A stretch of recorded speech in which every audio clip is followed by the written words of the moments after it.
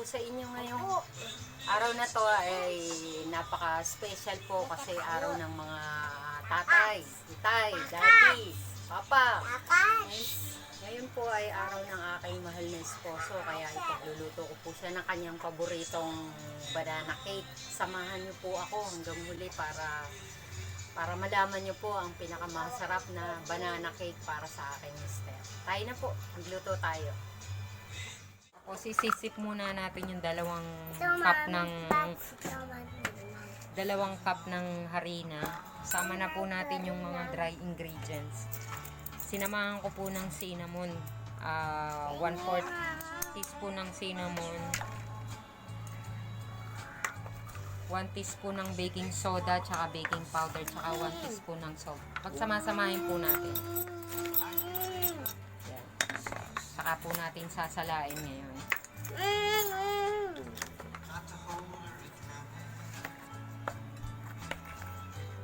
Salain po natin para walang maiwan na walang maiwan na bukol-bukol.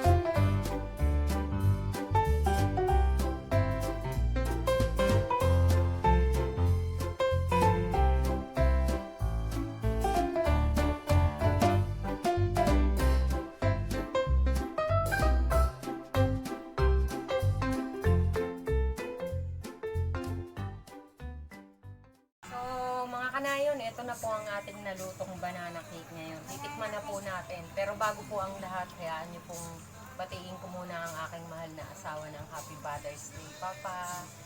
Saka sa lahat po ng mga tatay. Tatay, ito tatay. Niluto po namin ito kasi paborito niya po ito. Pabayaan niyo po, tikman natin. Anong lasa, bebe? Medyo, ayun, charon-charon. Ha? Yung charon-charon. Lasang? Charon na. Tingnan po natin ang aking asawa. Happy Father's Day, Papa! Thank you. Muli. Mama yung chong. Masarap, malambot at fluffy po. Sana matry nyo din po at saka pwede po kayong mag-comment sa akin kung ano pong mga tanong nyo. Tanong mo ito, tanong. At huwag nyo po kakalimutan mag-share, i-share at i-like at i-subscribe ang aming channel. Maraming salamat